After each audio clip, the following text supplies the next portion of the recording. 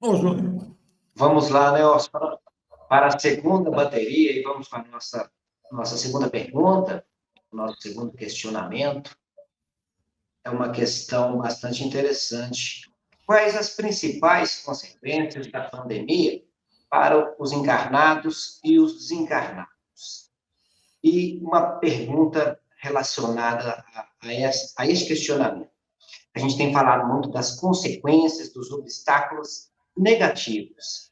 Será que existem consequências positivas para nós em relação a essa pandemia? muito importante essa pergunta, porque quando a gente pensa nas consequências, a pandemia causou grandes danos à saúde. Tanto é que, no Brasil, nós já ultrapassamos 600 mil mortos. E não são apenas os mortos, né? Nós temos aí as consequências da pandemia na economia. Então, a saúde e a economia foram grandes afetadas na pandemia.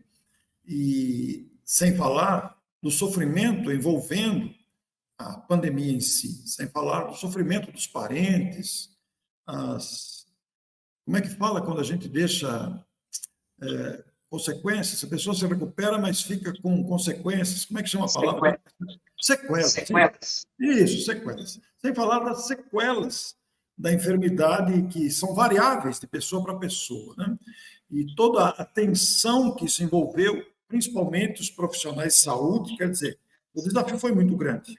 Não terminou ainda, embora tenha aliviado, mas o desafio foi muito grande. Então, do ponto de vista negativo, foi o dano na saúde e na economia. Todavia, esse dano negativo da saúde e da economia, com o desemprego, com a fome, com todos os desdobramentos conhecidos, eles, apesar de muito difíceis, eles são temporários. Eles serão superados. Com o tempo, serão superados. Então, eu vejo que, no geral, considerando o todo, inclusive além do nosso tempo contemporâneo de hoje, de agora, dessa realidade desses anos, eu vejo como altamente positiva as consequências da pandemia na humanidade, na consciência humana. Vamos falar dentro do movimento espírita, por exemplo, se a gente pudesse fazer uma análise nossa. Veja bem, um tempo, os eventos de grande ou médio porte, até de pequeno porte, mas mais os de médio e grande porte, eram sempre os mesmos palestrantes. Palestrantes famosos, grandes estrelas do movimento espírita, com grande conteúdo, ninguém está duvidando do conteúdo, de forma nenhuma. São palestrantes muito competentes, com muito conteúdo, e que trouxeram esclarecimentos maravilhosos para todos nós. Mas eram sempre os mesmos. Qualquer evento que você ia era sempre os mesmos. Agora não. A pandemia revelou muitos talentos. Talentos desconhecidos, anônimos, em muitos lugares do Brasil e fora do Brasil, mas estamos concentrados no Brasil. E esses talentos faziam seus trabalhos em suas cidades, em seus bairros, em seus centros, em seus estados, conhecidos ali, daqueles que estão à sua volta, daqueles que convivem com eles. Não tinham essa expansão. Então, um dos grandes benefícios, eu fui convidado pela USE de São Paulo, e de vez em quando eles me convidam para escrever no Dirigente Espírita, que é o órgão oficial da USE, a União das Sociedades Espíritas do Estado de São Paulo, para escrever um artigo sobre o desdobramento da pandemia na unificação. O nosso Carlos falou aqui no começo sobre unificação, considerando esses CREs reunidos aqui nesta live deste domingo, né? Então, eles pediram para que eu falasse dos benefícios da virtualidade na unificação. E eu me vali de uma mensagem muito conhecida de Dr. Bezerra de Menezes, que tem o nome Unificação. Se você clicar aí no Google e colocar Unificação Bezerra de Menezes, você vai ver uma quantidade, vai encontrar com facilidade a mensagem ditada em 1963 pelo espírito Bezerra de Menezes ao médium Chico Xavier falando sobre unificação.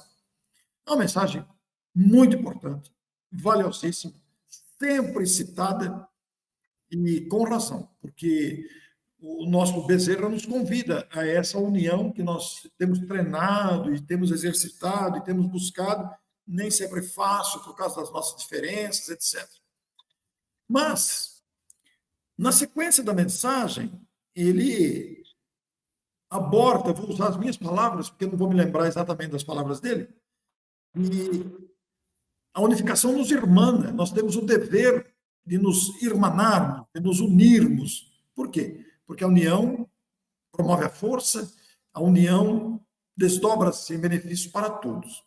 E eu discorro sobre a unificação relacionando benefícios da virtualidade, que são muitos. Entre eles, o que está acontecendo agora. Nós estamos em cidades diferentes, distantes quilometricamente, no entanto, estamos nos falando, nos vendo, e muitas pessoas de vários lugares estão vendo também. Quer dizer, esse é o primeiro grande benefício. Um outro grande benefício, referindo-se àqueles grandes palestrantes conhecidos e famosos, nós trouxemos a Lume, como já citei, pessoas anônimas, desconhecidas e de grande conteúdo. Então, a pandemia nos igualou. Estamos todos com as mesmas oportunidades de abordar a nossa experiência, o nosso conhecimento, de trazer à reflexão aquilo que temos aprendido. Ficando por nossa responsabilidade os deslizes e as distorções que porventura cometermos. E estamos todos sujeitos a deslizes e dificuldades, porque somos seres em aprendizado. A nossa opinião nem sempre é a correta, é a mais acertada. Nós podemos nos equivocar numa opinião. E isso é humano. É humano, somos criaturas humanas. Nós estamos sujeitos a cometer um erro de interpretação, fruto da nossa maneira de enxergar a vida, dos nossos conteúdos, etc. e tal. Um outro grande benefício, além de nos igualar, portanto, e trazer à baila tudo isso, é que derrubou as distâncias. Não existe mais distância hoje. As distâncias foram derrubadas. Não tem importância onde o sujeito esteja. Essa semana eu fiz uma entrevista sobre 2 centros espíritas em Las Vegas, que têm a mesma idade. Eles foram fundados com pouca diferença, acho que 1 mês de diferença, e estão em 2 extremos da cidade de Las Vegas. São 2 centros espíritas dirigidos por brasileiros. Estão em 2 extremos da cidade. A cidade tem 2 milhões de habitantes aproximadamente. E fizemos uma entrevista com esses 2 dirigentes em Las Vegas. Só que, por coincidência, na semana que nós havíamos agendado, um deles viajou para a Holanda. E a entrevista foi feita em 3 fusos horários. Eram 7 horas da manhã em Las Vegas, eram 11 horas da manhã em Matão, e eram 16 horas na Holanda. Estávamos os 3 aqui, fazendo uma conversa sobre espiritismo. Então, olha os benefícios da virtualidade. Veja quantos benefícios nós estamos vivendo com a pandemia.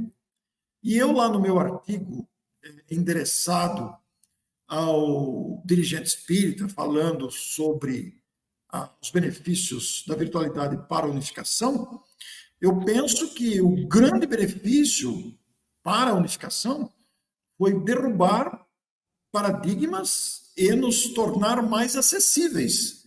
Porque agora nós temos acesso aos grandes palestrantes, inclusive, aqueles que ninguém tinha acesso. Todo mundo assistia, mas ninguém tinha acesso. Agora não, ele pode estar aqui do nosso lado na tela, conversando com a gente.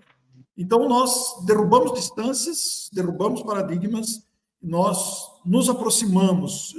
Isso já é unificação, porque aqui há uma interação intensa entre pessoas que antes seriam, digamos, inacessíveis por vários motivos, não porque a pessoa é orgulhosa, não, nada disso, por vários motivos. Agora aqui não.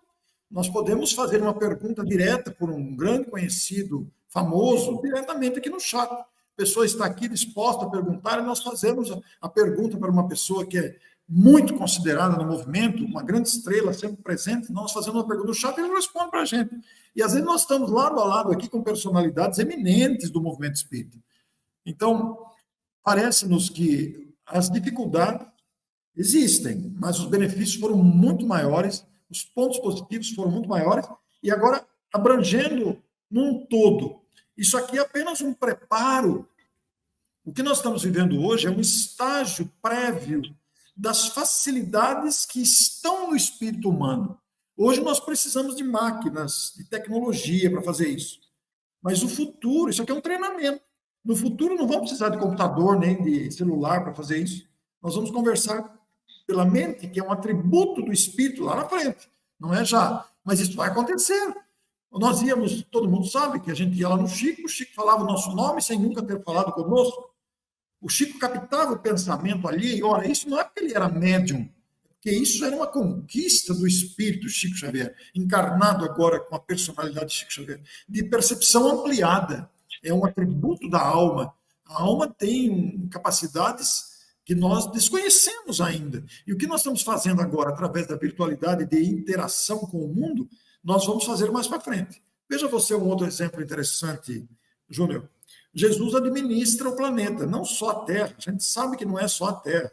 Outros planetas que fazem imigração com a Terra ou imigração, naturalmente que ele tem alçada para controlar outros planetas também, né? Para administrar outros planetas. Jesus não precisa de um laptop para administrar um planeta, para mandar mensagem lá para o governador de um outro planeta ou o dirigente espiritual de Cravinhos, no estado de São Paulo. Não, ele aciona com a mente dele imediatamente. Ele conhece o Júnior, conhece o Orton, conhece o Carlos, conhece o Papa, conhece os russos, conhece e de vários outros planetas e outras nações, tudo na mente dele, sem ter que abrir o desktop aqui para procurar a pastinha, onde que está o Orson nessa hora, que cidade que ele mora, que idade que ele tem, ele sabe na hora. Isso é um atributo de um espírito que já alcançou a perfeição, e nós vamos chegar lá. Então, isso que nós estamos fazendo na virtualidade hoje é um treino, já é uma prévia do que nos aguarda no futuro. E isso me encanta, Júnior, porque o Cristo já autorizou que nós tivéssemos esses primeiros contatos com o que nos aguarda, as possibilidades da alma humana, que não estão restritas às nossas mediocridades aqui. Bacana, né? Legal, perfeito. Muito interessante esse apontamento em relação, né, ao progresso de todos os tipos, né? Eu acrescentaria aos benefícios, às consequências positivas, a nossa conscientização do valor do calor humano, né? A ausência das pessoas em nossa vida, daquele aperto de mão, daquele abraço, essa pandemia nos trouxe essa consciência, para todos nós, para a gente entender o quão importante é termos esse calor humano, essa proximidade aí do nosso semelhante. E você abre uma perspectiva muito interessante, porque o chat, ele não tira o calor humano, é muito interessante, né? Embora a gente esteja aqui virtualmente, eu não estou vendo ninguém, né? Estou vendo você, mas todo mundo está vendo nós dois, né?